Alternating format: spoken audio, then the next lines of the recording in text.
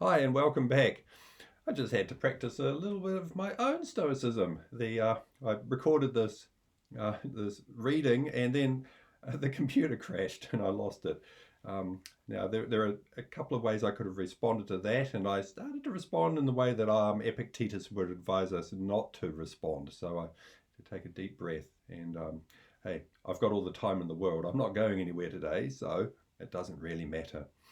It's been quite busy actually, working from home. I've been putting together online lessons, trying to capture the experience that students normally have in a philosophy classroom.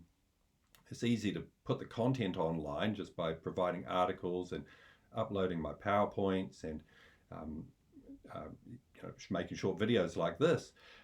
But the classroom discussion is something that I think I'm missing, and the students might as well. So I'm trying to capture that in other ways, maybe through online chats and Zoom conferences. We can pick that up.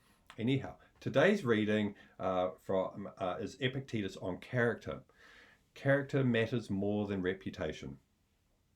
Worry and dread are a waste of time and do not set a good example for others. This is especially true regarding your reputation and influence. Why live in fear about things such as whether you will gain public recognition in your profession or community, or whether you will get the opportunities that others do?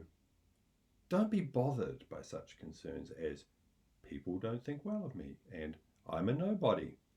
Even if your reputation were really to matter, you're not responsible for what others think of you. What real difference does it make to your character and well-being if you have a powerful position or get invited to fancy parties? None at all. So how is there any discredit in not being a power broker or a celebrity? And why should you worry about being a nobody when what matters is being a somebody in those areas of your life over which you have control and in which you can make a real difference? But without power and reputation, I won't be able to help my friends, you might say. It's true that you won't be able to give them access to money or the halls of power. But who really expects that such assistance is yours to give and not for others to provide? Who can be expected to give anything that they don't have? Still, it would be great to have money and power and to be able to share them with my friends. If I can get rich and powerful while preserving my own honour, faithfulness to family, friends, principles, and self-respect, show me how and I'll do it.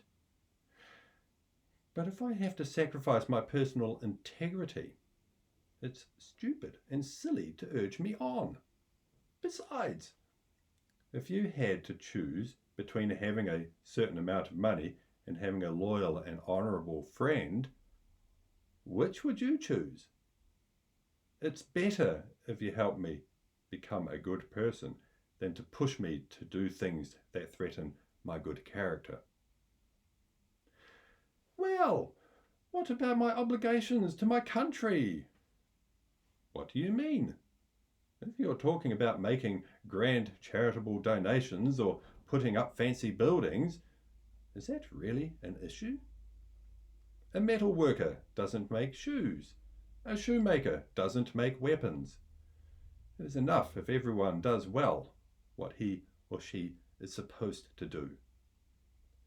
Well, what if someone else were to do the same thing as me?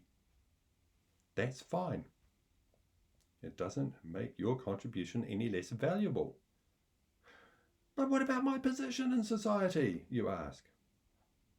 Whatever position you can hold while preserving your honour and your fidelity to your obligations is fine.